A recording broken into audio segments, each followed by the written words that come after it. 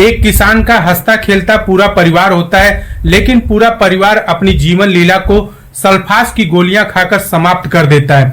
सल्फास की गोलियां खाने से पहले एक लेटर लिखा जाता है जिसमें बाकायदे सारा हिसाब किताब होता है कि उनके न रहने पर तेरही के पैसे जो है गोदरेज अलमारी में रखे हुए हैं उससे उनकी तेरही की जाए, बाकी के जमीन चाचा को दे दी जाए और जो पैसा बचेगा उससे बड़े पिताजी को सारा पैसा दे दिया जाए। मामा का जो 2 लाख रुपए का बकाया हमने किया था, मामा को 2.5 लाख रुपए हमने दे दिया है। अब हमारे परिवार के ऊपर एक भी रुपए का कर्ज नहीं है। लेकिन उस लेटर में लास्ट में लिखा था कि हम लोगों के न रहने पर माँ को हमारे संपत्ति हमारे पैसे से 1 रुपए भी न दिया जाए। ये बड़ी बात थी उस लेटर में। इसके बाद पूरा परिवार समाप्त हो जाता है। जब पुलिस वाले उस लेटर को पाते हैं और पढ़ते हैं तो लास्ट वाले जो शब्द लिखे थे, माँ को 1 रुपए भी मत देना, उसी के आधार पर पुलिस जांच आगे बढ़ाती है और ये सारा खुलासा होता है कि किस तरीके से उस परिवार पर इतना दबाव डाला गया कि पूरा का पूरा परिवार समाप्त हो गया।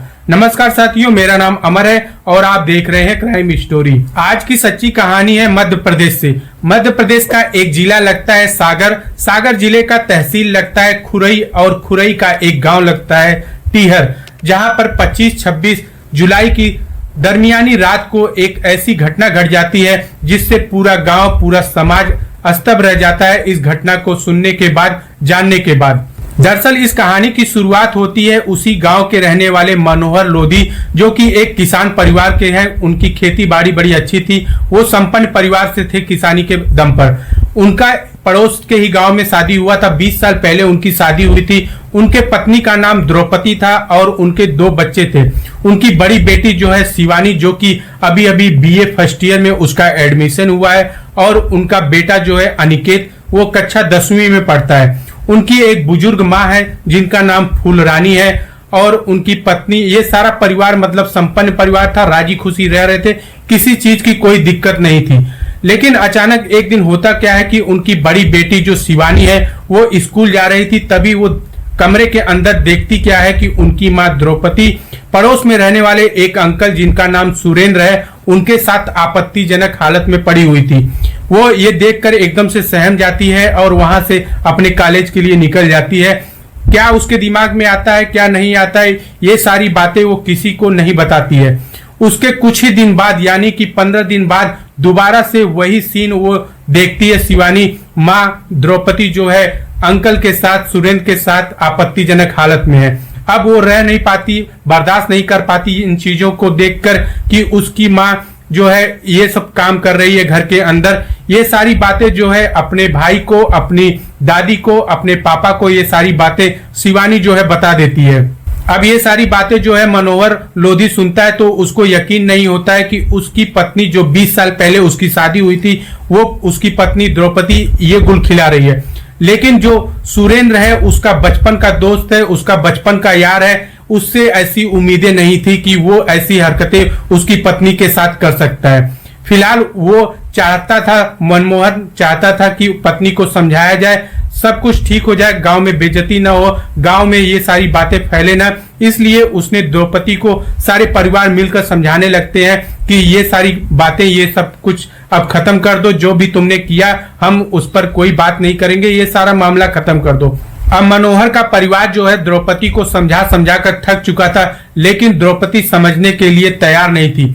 द्रौपदी कह रही थी कि अगर आप लोग मुझ पर ज्यादा दबाव डालेंगे, मैं सुरेंद्र के बगैर, अपने बॉयफ्रेंड के बगैर नहीं रह पाऊंगी। अगर ज्यादा आप लोग परेशान करेंगे तो मैं झूठा मुकदमा, झूठा दहेज का केस आप लोगों पर डालकर आप लोगों को जेल में डाल दूंगी और समाज में पूरी बदनामी कर दूंगी। इस तरीके से उसने अपने पति, अपने सास, सबको धमकाया।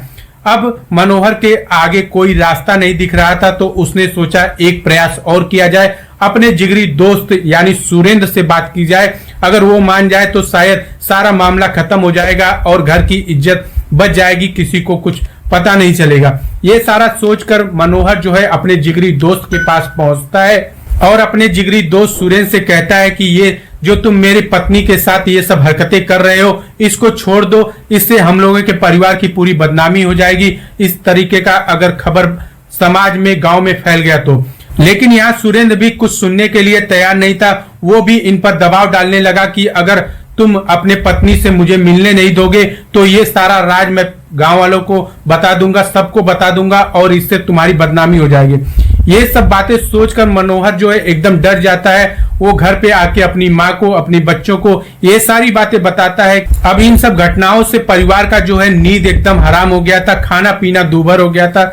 परिवार पूरा डिप्रेशन में आ गया था, न किसी से बात करना, न कहीं आना न जाना। दिन भर मनोहर और उसके बच्चे जो है घर के अंदर ही रह रहे थे, सोच रहे थे कि घर से बाहर कैसे निकले। इसी बीच द्रौपदी और मनोहर के बीच में लड़ाई झगड़ा हो जाता है। द्रौपदी अपने मायके चली जाती है। उसके बाद 3-4 दिन बाद जो है द्रौपदी से बात होती है फोन पर मनोहर की, और फोन पर ही लड़ाई झगड़ा होने लगता है। मनोहर का परिवार जो है खेत में एक घर बना हुआ था मनोहर का, उसी में रह रहा था। इसके 3-4 भाई थे, सब लोग अलग रह रहे थे। इसका एक भाई विकलांग था जो मनोहर के साथ ही उसी के घर में रहता था, नीचे वाले फ्लोर पर, और ऊपर के फ्लोर में मनोहर अपने पूरे परिवार के साथ रहता था।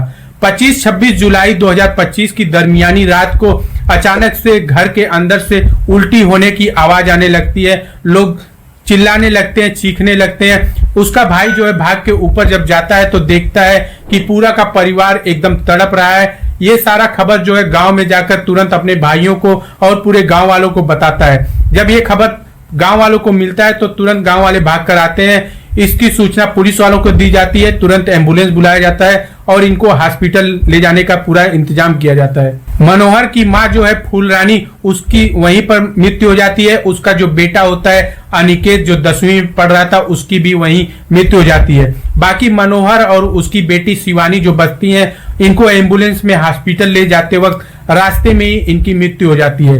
अब पुलिस वाले इनके शव को पोस्टमार्टम के लिए भेज देते हैं। उसके बाद जब घर का जो है जांच होता है तब उनको एक लेटर मिलता है, जिस लेटर में बाकायदे लिखा होता है कि किसको क्या क्या देना है। मरने के बाद उनकी तिरही के लिए पैसे जो है गोदरेज अलमारी में रखे हैं, उससे उनकी तिरही करनी है। बड़े पिताजी को जो सारा पैसा है वो उनको देना है, बाकी जो खेत वगैरह है वो चाचा जी को देना है। और मामा जी के 2 लाख रुपए उधार लिए थे, उनको 2.5 लाख रुपए हमने दे दिया है। अब हमारे परिवार पर 1 रुपए का भी कर्ज नहीं है, लेकिन सारा बांटने के बाद माँ को 1 रुपए भी नहीं देना है। जैसे ये पुलिस वाले इस लाइन को पढ़ते हैं, उनका दिमाग एकदम से चकराता है। उसके बाद उसकी माँ को जो है मायके से वहां पर गिरफ्तार करते हैं और उससे पूछताछ करते हैं। पूछताछ में जब खुलासा होता है कि उसकी माँ का पड़ोस में ही रहने वाले सुरेंद्र से अफेयर था, जिसके दबाव में आकर वो पूरा परिवार जो है सल्फास की गोलियां खाकर अपनी जीवन लीला को समाप्त कर देता है। इसके बाद पुलिस वाले मनोहर की पत्नी द्रौपदी और उसके दोस्त सुरेंद्र को गिरफ्तार करके मजिस्ट्रेट के सामने उनका बयान दिलाकर उनको जेल में डाल देते हैं। सोचिए जरा, मनोहर और द्रौपदी की शादी 20 साल पहले हुई थी। उनके बच्चे भी बड़े बड़े हो गए थे, बेटी बीए में पढ़ रही थी, लेकिन माँ के ऊपर इश्क का ऐसा जुनून चढ़ता है, ऐसा बुखार चढ़ता है कि पूरा का पूरा परिवार काल के गाल समा जाता है। तब जाके उसके माँ को शायद तसल्ली आई होगी।